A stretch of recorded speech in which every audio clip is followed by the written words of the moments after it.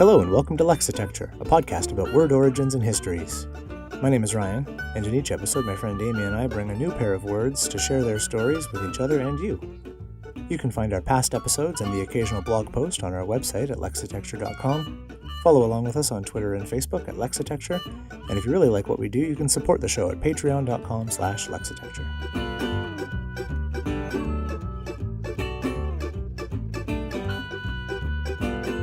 Today's episode, Thumb Phobia. Shall we dive in to not tempt the fates of the technological wizards that run your life right now? Yeah, things seem to be reasonably stable, so let's do that first. That's fantastic. Do you want me to go first, since you're super excited about your word this week? I am super excited. Actually, first of all, what we should do is we'll give an official and enormous shout out. We have 2 new Patreon sponsors.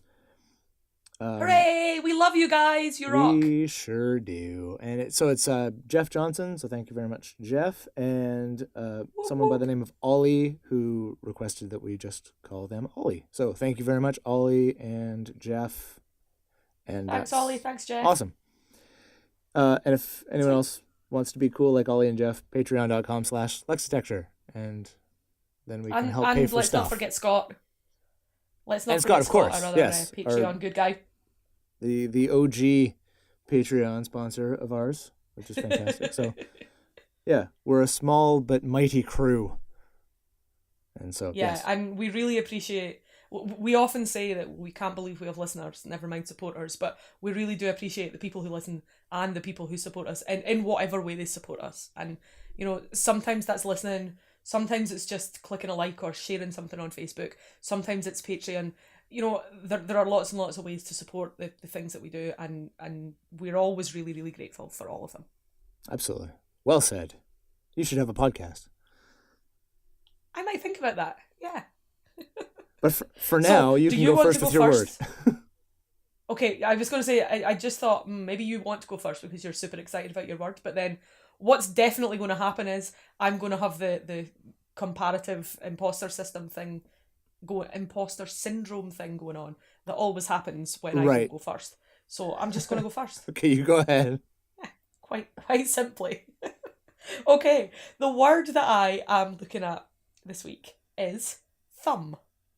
Thumb. Oh, I like it. Okay. And of course, we have thumb, the noun thumb, as in the digit which in anatomical position is furthest away from your body. I've made that really complicated without meaning to. Do you know why? It's because anatomical position always kind of, I don't know, it makes my brain break a little bit. Whenever you see diagrams of pictures of skeletons' bodies that are designed to teach you anatomical terms and anatomy in general, the thumbs are rolled out. Yeah, palms facing you and forwards. arms out to the side. Yeah, and to be honest, I studied anatomy for quite an embarrassingly long time before I realised that this was the case. But it is quite important when you want to, know which bones of the arm you're looking at, for example. Right. Anyway, thumb. You guys know what thumbs are. Okay, things. cool. Yeah, we generally know what thumbs are. So, I was in a bit of a word rut. Sometimes it happens, you just, sometimes you're bombarded with interesting words to talk about all the time, and you have a backlog and you don't have enough time to research them all because there's just so many good ideas coming to you. And other times you kind of sit down and think, another one of those noises. And I was having a bit of a and I started to think about words that had been around for a really long time. And sometimes it's actually quite a hard thing to call words that have been around for a long time. Some words are a lot more recent than you would think. But I figured that thumb is probably quite an old word because human beings have always had them. Well, for as long as we've been human beings, certainly. Right. We've had thumbs. So I was kind of curious as to whether or not there had been any major changes or where that particular word had come from. Also, it has quite an unusual spelling. I can't think of all that many UMB words. And there's something about the MB termination of the word and the TH start that somehow makes it a very pleasant word to say. Mm-hmm. I don't know if there's any particular linguistic reason behind that, but thumb, it's interesting. I quite like it. So, I did a bit of the old Googling around thumb, and I found that it's very much a Germanic word. So, Old English, thuma, from Proto-Germanic thuman, which is the source of Old Frisian, thuma, Old Saxon, Old High German, thumo. So basically, this is a word that has not changed a great deal down the ages. It's always had that th sound at the beginning. Okay. And it means, quite literally, the stout or the thick finger. Oh. And it comes from a Proto-Indo-European root, tum, T-U-M, from the root, I don't really know how to pronounce this, spelled T-E-U-E, which means to swell. In other words, Ooh. Your thumb is your swollen finger. And I thought this was rather fun. Yeah. And had a little look at the cognates that come from this to T-E-U-E pi root, which means to swell. So here is what Etym has to say about it. It forms all or part of butter, which had never occurred to me. Nope. Contumely, creosote, intumescence or intumescent, protuberance, protuberant. That's an awesome word. Psychosomatic, Whoa. somato. Yeah, interesting, yeah. Soteriology. And then we take a bit of a detour. Tartuffe, thigh, thimble, thousand, thole, thumb, tumescent, tumid, tumour, truffle, tuber, tuberculosis, tumult, and tyrosine. Now, I don't know about you. I mean, Proto-Indo-European roots, they're interesting, particularly in terms of their cognates, but that strikes me as a particularly far-reaching list of words that have come from this single root. Absolutely. Thumb and butter. Who would have ever thought that they were butter? That they were butter? That they were brothers, is what I was going to say. Yeah. Thumb and thigh, also, other than that initial TH sound, it seems, it seems quite off. Tartuffe is a pretender to piety, from the name of the principal character in the comedy by Molière in 1664, apparently from Old French tartuffe, truffle, another word that's on that list. So a truffle as in, a chocolate truffle or a mushroom truffle, any of these sorts of affairs.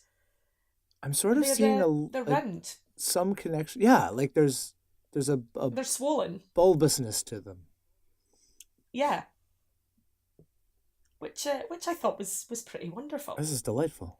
So, more about this root. It is. This is also coming from Etym. It is the hypothetical source of, or evidence for its existence is provided by Avestan tuma, meaning fat, Greek tylos, which means callus or lump, Latin tumere, to swell, tumidus, swollen, tumour, which simply means a swelling, Lithuanian tukti, which means to become fat, Lithuanian tauktas, Old Church Slavonic tuku, Russian tuku, which is the fat of animals, and Old Irish ton, which means rump. Oh, the Irish. Yeah. Just lovely. That's and fantastic. So we have, in terms of psychosomatic, we have psyche, the kind of, the soul, yeah. and somato, which is given here, the meaning is given as the body of an organism, from combining the form of Greek soma, the body, a human body, dead or living, a body as opposed to spirit.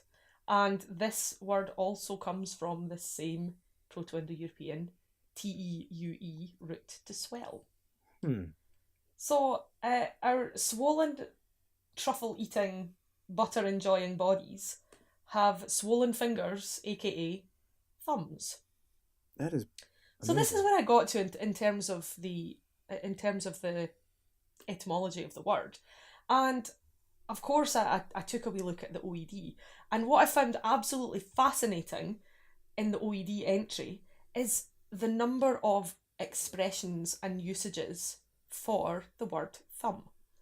So the OED cites the first written usage, that they have in their list, as around about 700 in a work called Epinal Gloss, and they have pollux or thumma. Pollux is the Latin word for the thumb, and rather pleasingly, pollux, did I say pollux? It's pollex is the Latin word for the thumb, and the adjective is pollical. Ooh. Pollical. Okay. Yeah. I like that. So one might have a pollical injury or a pollical swelling, I suppose. A double swelling.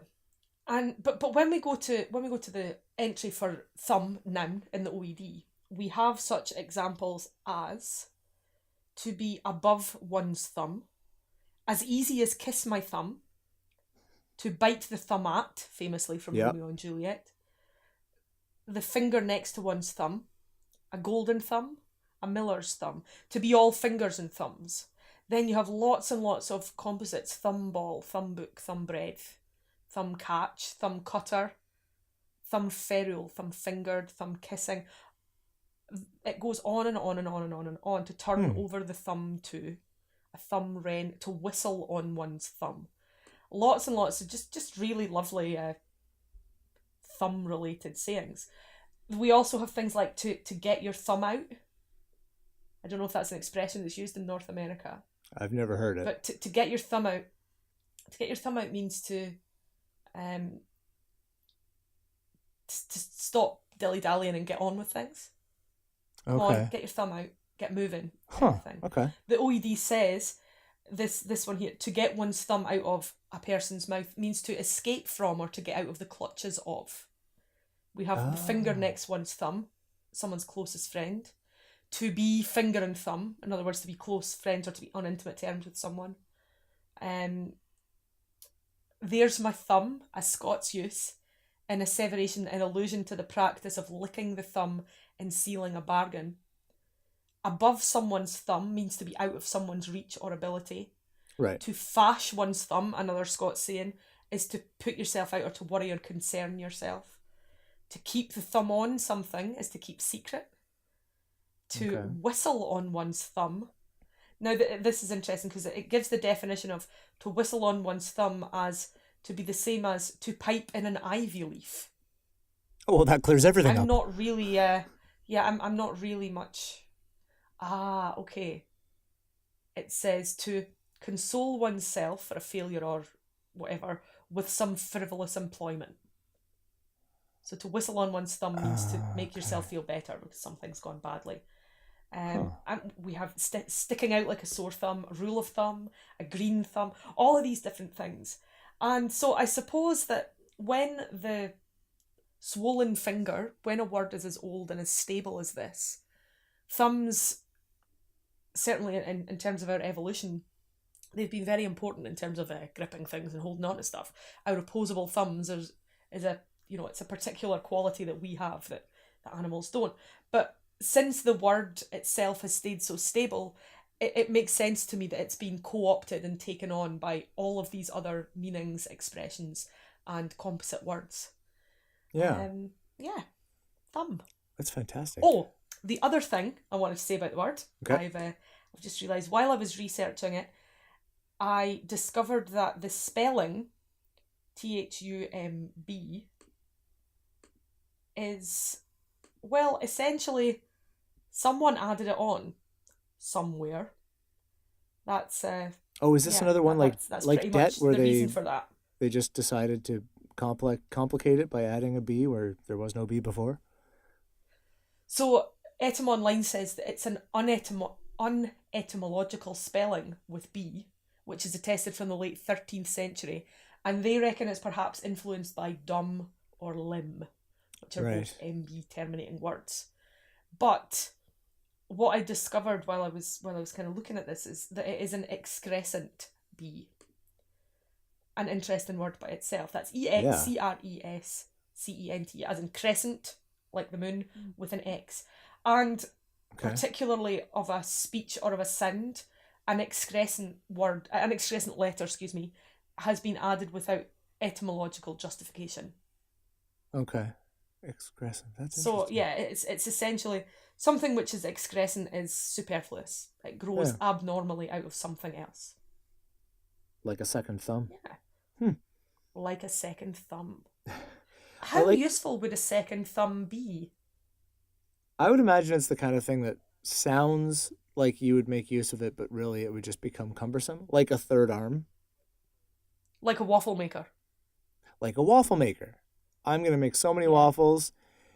Cut to 3 days later where it's like, either, where did I put that damn waffle iron? Or, can't we find a place to put this damn waffle iron?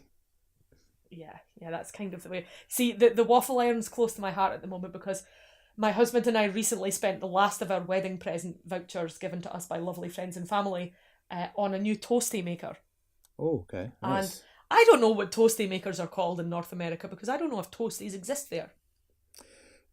I believe that I know what you're talking about. You put a sandwich in there and you smush it down and it kind of toasts it and melts all the gooey insides and then forms it into a pouchy sandwich type thing. Yes, that's exactly what I'm talking about. Yeah. A sandwich and press, so we maybe? Bought a new, I don't know.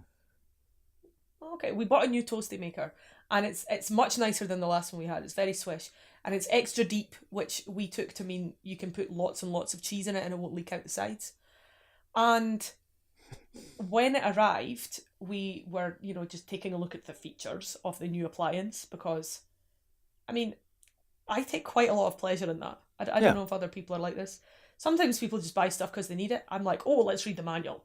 Anyway, it turns out that the extra deep toasty maker, which has removable plates for easy cleaning, which is a nice feature. Good. The removable plates can be replaced by additional, not included, waffle making plates. Oh, sweet.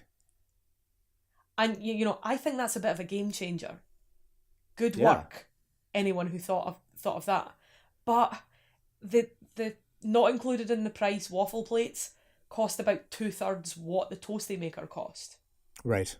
And I say that it cost about 2/3 what the toasty maker cost, but the toasty maker didn't actually cost us anything because we bought it with vouchers. So somehow this seems like, on the one hand you could say, well, the toasty maker didn't cost you anything, you may as well buy the waffle plates. Right. And on the other hand, you can be the voice of reason like my husband was and say, yeah, I don't know how much use we're actually going to get out of that.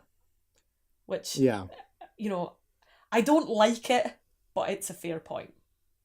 Right. Yeah, that's fair. And the other thing, it's like the whole, if you're debating whether to buy something or not, the fact that it's 15% off is not actually an incentive because, if it's $100 regularly and now it's $85. Not buying it is 100% off. Yeah, it's like I could save $15, or you could save $85 if the alternative is just not buying it.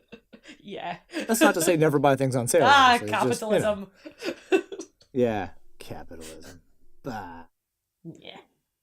I remember as a teenager thinking I was very, very clever. I'm coming back to the notion of a second thumb. I remember, I suppose I invented a saying. People, it's a sort of well-known phrase to say that something is as useless as a chocolate teapot. Right. And I remember my alternative to this was as useless as a third eyebrow. Right. And I remember being very pleased with myself because I really can't think of much that would be less useful than a third eyebrow.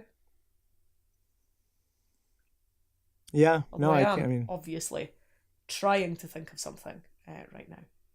Yeah. But anyway, I digress. I think you were justifiably proud of that. I think that's an apt expression. So no third eyebrows, no second thumbs, just the original swollen fingers. That's fantastic. Yeah, I like that a lot. Investigated. Very nice. Cool. Thumbs up. Yes. Okay. So, backstory. Tell me about this very exciting word. Yeah, backstory to this. I may have done a thing that I always tell myself I'm not going to do, and I got into an argument on Twitter. Ryan. And okay, yeah, I know. The source of this argument was that someone was complaining about the word Islamophobia because, in his haughty, pedantic voice, he informed everyone in the world and who was listening that etymologically, phobia means fear, and therefore it's wrong to ascribe Islamophobia because it means fear, and people aren't necessarily afraid of Muslims, blah, blah, blah. So anyway, I couldn't help myself. I did the thing that I say not to do. I did what Donnie Don't does, and I got in this big, long discussion. I ended up blocking him because he was supremely annoying, and then now I never have to deal with it again, which is fantastic. But it got me thinking about, because it was the kind of thing that I once wondered about as well, is the idea that phobia gets ascribed to someone who has a dislike of something or a psychological aversion to something, or someone not actually fear. I could see sort of a connection. And then I resolved myself to say, well, it just doesn't always mean an actual fear, and left it at that. But then I decided I would look into it for this because I was then thinking a lot about it. So that's all the backstory. Current definition of the word phobia on dictionary.com is a persistent, irrational fear of a specific object, activity, or situation that leads to a compelling desire to avoid it. That seems reasonable as a phobia. The etymology of phobia, the actual construction of the word, is fairly straightforward as well. It arrived in English from French, where it derived from Latin, where it derived from Greek, and the Greek word was phobos, which does mean fear, panic, or outward show of terror, which is interesting. And in Homer, the word phobos means flight, as in fleeing. Yeah, I find myself thinking, isn't Phobos something to do with the sun? No, I'll tell you what I'm thinking about. Phobos is one of the moons of Jupiter, maybe? Phobos and Deimos? Yeah, maybe. Nonsense. Perhaps. I think you're on the right track. I think it is the name of a moon. Carry on with Phobos and flight. But so in the use of Homer, it only means flight. And ultimately, it's from a Proto-Indo-European root meaning to run. And so it's interesting already that it's kind of like what I found interesting with Nightmare when we did that, in that it describes, or originally described, a symptom of fear rather than the psychological state of fear itself. So Nightmare was like describing the breathlessness and the sort of feelings that come along with that, high blood, heightened pulse and heart rate and all that stuff. And Phobos meant the act of fleeing, and then it was sort of the fearful nature of the thing being fled was assumed into the nature of the word, and then the word eventually meant fear. But it all comes from that something makes you sense. do when you're afraid, which I thought was an interesting origin from that. As far as it's sort of within English etymology, it's got a very interesting story that I wasn't expecting at all. So the standalone word phobia, the earliest use in the OED is from 1786, and it is found in Columbian Magazine, and this is the greatest title ever for a magazine, Monthly Miscellany. I so want a subscription to Monthly Miscellany. Well, the best part is that we live in the future, and I was actually able to find this copy of Monthly Miscellany on the internet. Oh, that is so cool. I love the future. Yeah, and download a 1,000-page PDF, which I believe contains the entirety of the run of Columbian Magazine or Monthly Miscellany, and I will be pouring over that, and yeah, it's going to be exciting. You know what? Like, it's at times like this when I will take 4chan and Twitter trolls and the terrible, terrible blight of the internet, the things that really make you question whether human beings should be allowed to go outside, never mind get on a computer. Right. I'll take all of that stuff just for being able to access a magazine online from however many 100 years ago. Yeah. Somebody catalogued that thing. They lovingly scanned every single page. They are hosting it somewhere. It is online due to just, good old-fashioned curiosity, interest, and a desire to spread good things with other people. Vive la internet. Absolutely. Yeah. And so in this November 1786 edition of Columbian Magazine, The author says, I shall begin by defining phobia in the present instance to be a fear of an imaginary evil or an undue fear of a real one. And that seems like a perfect definition, right? Like the idea that either the thing you're afraid of is imaginary or the degree of fear that you are giving to a real thing is where the problem lies. Yeah, that sounds perfect. Yeah, that's very concise. Incidentally, in the rest of this article, which is basically a cataloging by this author of a number of different instances of phobia, and he doesn't tack it on like a suffix, but so he has the rat phobia and the death phobia and these other things. Oh, he also includes, okay. Yeah, he also includes the rum phobia, which he opens with. The rum phobia is a very rare distemper, which I can see because rum is awesome. Anyway, rum is awesome. That digression aside. So 1786 is the original standalone word, but the standalone word actually came from a deconstruction of the words that use phobia as a suffix, which I would not have thought. I would have thought that it had gone the other way, like what this guy was doing. Like you identify a thing, an irrational fear of that thing, and then you put them together to make the compound word. But rather than it being a compound word, it's a word that has been sliced off and has moved from a suffix to a standalone word, which is I thought was interesting and weird. And looking up the suffix form of phobia, there's tons of them. They're everywhere. They started in the 17th century. 18th century, there's a bunch more uses. In the 19th century, it seemed ridiculously common to just do what people do to this day and just take a thing that people don't like and add phobia to the end of it. So there's the first instance of gynophobia, fear of women, was 1886. Fear of women. There's a line, the cycling craze has produced the antagonistic disease of cyclophobia in 1896. Aquaphobia. There's all of these different things. They all kind of came up in the mid to late 1800s, except for hydrophobia. And so hydrophobia was a pathological term that first shows up in a work called The Breviary of Health, which is a medical textbook from 1547. Nice. And it talks about rabies. It talks about the symptoms making it difficult to swallow, and aversion to water and other liquids and all these other things. And it wasn't until 1760 that it was used as a fear of water more generally, like kind of it had transitioned. But hydrophobia is actually where all of this stuff comes from. So the ultimate root of the word phobia is hydrophobia, which of course is not describing a fear at all, but it's already using a metaphorical sense for a word that started to mean fear, and now it's metaphorical for fear, and then eventually it would become back into common usage with the fear meaning, which is just probably the most backwards course that I would have imagined for the way this word came about.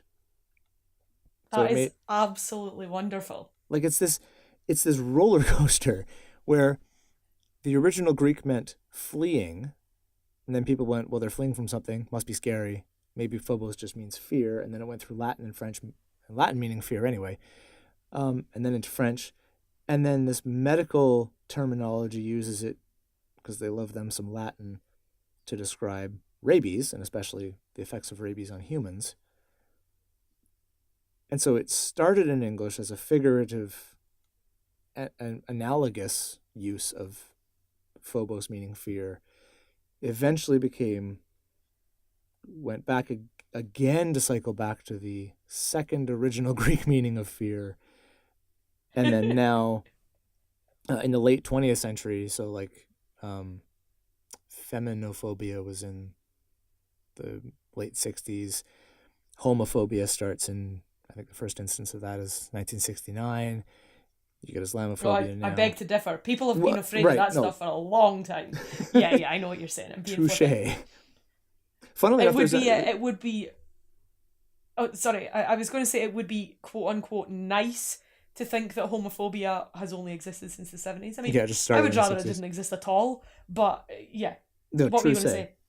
Well, I was going to say homophobia is an interesting, because I obviously went down that little tangent as well, and there's a very early definition where it was just meant a fear of men, which makes sense as a language constructed word, a fear of men, and then the very earliest uses were specifically straight dudes being afraid of gay dudes because they were going to give them the gay, and it was the fear of being turned gay was a much earlier and much more specific use of homophobia, and then eventually it became the fear of and irrational terror at and hatred for non-straight people in general. But that's an interesting that word took too. Given that you're telling me that this term for fear came from a medical diagnosis, that sense of homosexuality being something that one could catch, it's so much crazy involved in that whole there is. Yeah, so that's that is a very, very specific fear, isn't it? It is, because it's a fear of the other fear of the other is understandable, and it's not always pleasant, and it's not always rational, because fear isn't really either of those things. I love the fact that fear is originally this notion of fleeing, because that transcends and predates language. It makes sense to me that, people have always had fear, because it's one of the things that keeps any organism alive. Any organism. But and the whole sort of fight flight reduction of that sense of what it takes to stay alive. It's lovely to think that fleeing eventually became a word that people were then able to sort of turn into this abstract concept of fear, to name the thing that causes you to flee from the flight. Yeah, I like that a lot. A couple of things to say, just notes and comments. Phobos is the innermost and larger of the two natural satellites of Mars, the other being Deimos. Right, okay. And the Wikipedia page for Phobos talks about Phobos and Deimos, who are... Phobos is named after the Greek god Phobos, a son of Ares, Mars and Venus, or Aphrodite, and the personification of horror. So Phobos and Deimos are generally translated as fear or horror, and panic or terror. It makes sense. They'd be the sons of war. They sound like cool guys to have at a party. Yeah, exactly. So the sons of war are terror and panic, or dread or panic and fear. The other thing that I wanted to say, just with rum, I've researched rum in the past. I was going to talk about it one week, and it wasn't a hugely interesting word etymologically, but what I did very, very much enjoy is that it's believed that rum is an abbreviation of the drink's original name, rumbullion, which is just a delightful word to say. Yeah, that is delightful. So, rumbullion, or rumbullion, I suppose. Yeah, I like that a lot. Neat. But fear is... I was interested in what you were saying about Islamophobia and whether or not fear has much of a part to play. Because as far as I'm concerned, fear is what drives pretty much all negative behaviour, or what we perceive as negative behaviour. And once you realise that, it becomes a lot easier to deal with people whose behaviour you don't necessarily like. And I have a wonderful friend who has written a book called The Caveman's Rules for Survival by Don C. Walton. Shameless shout out for my friend and her excellent book. Absolutely. And Dawn writes about, in this particular book, she writes about the caveman rules for survival. In other words, the notion that your subconscious is in charge most of the time. Like 90% of the time, at least. Yeah. And we don't really like that as human beings, because we like to think we're in control. And really we're not. Our operating system is much, much less complex than we would think, because it is running on the software may be complex, but the hardware is essentially that of an animal. Right, yeah. And there's only so far that software upgrades can take you, because you're still running that very, very fancy package on a 1988 Mac that's got 12 megabytes of memory or whatever. You can tell I'm not a compute. I was about to say computist. That's a word now. I've just made it one. It sure is. A computist, yes. Anyway, so when we behave in ways that seem odd or negative or whatever, essentially what we're doing in almost every occasion is we are trying to deal with the signals that our body is perceiving as danger. And it's danger of death, danger of social exclusion, which in kind of caveman times would have led to death. Right. And danger of being rejected by the people who are supposed to love you, your family, which once again, if your tribe casts you out, death. Yeah. So death, and death. And fear exists to keep us alive. But these days, fear is coded into every single thing that we do, because, Amy's about to go on a big anti-capitalist rant again, because Super. That seems to be my thing at the moment. But, we all have to be afraid. That's what we're told. We have to be afraid that we are not rich enough. We have to be afraid that we're not thin enough, that we're not beautiful enough, that we're not perfect enough. It's all about not being enough. Right. Because if you have everything you need, you don't want to buy any more things. Essentially. Oh, for sure. Yeah. And I don't know about you, when I'm feeling like all's right with the world and I'm pretty happy, I don't tend to buy a lot of stuff. You don't need it. You realise that most things do not, in and of themselves, lead to happiness. So you seek happiness in real things.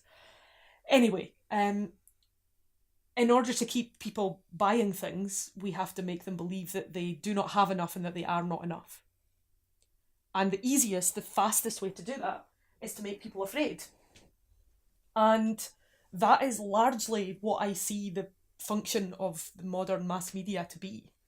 Yeah. It isn't about information anymore, because you can get information in so many places these days. It's about who's sculpting the fear and in which direction. And given the events last week in New Zealand, in the 2 mosques in Christchurch, I think that, I presume that this is where your Islamophobia argument came out of, perhaps? Yes, yeah, definitely. Maybe not. Was it unrelated? No, it was out of that. But, I read a really interesting article written by a woman, a Muslim woman living in New Zealand, who advocates for Muslim women and for the Muslim community in general there. And the thrust of her argument was, yes, this is tragic. No, we are not shocked. We're not shocked because we've been saying for years now that this sort of sentiment exists and that ultimately it is going to lead to acts of violence. So we're not shocked. Yeah. We're really angry, but we're not shocked. Yeah, it's not a surprise. It's not. Yeah. And I think that, as I say, once you're aware of how scared most people are all the time of so many things, it becomes much easier to understand why people behave the way that they do, even when their behaviour is sometimes incomprehensible. Yeah. So, once upon a time, I think too, we had the good, pure, clean, evolved ability to flee. You could see the big scary thing that wanted to eat you, and you could run away as fast as you could. And eventually you could fight it well enough and evolve tools and things to help you to fight that. And these days, all of these little micro fears that we experience all the time, again and again and again and again, relentlessly, we don't ever get the opportunity to fight them, and we can't run away from them.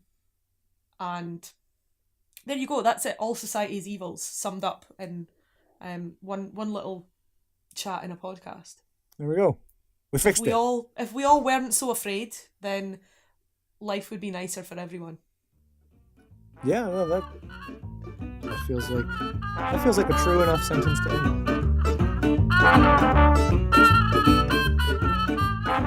That's it for another episode of Lexitecture. If you like what you've heard, please spread the words. Follow us on Twitter and Facebook by searching Lexitecture, Lexitecture, and find us on our website at lexitecture.com. We also love hearing from you, so if you've got a word you'd like us to look into, a tasty bit of trivia to share, or anything else you'd like to tell us, drop us a line at words@lexitecture.com. Talk to you next time. Bye.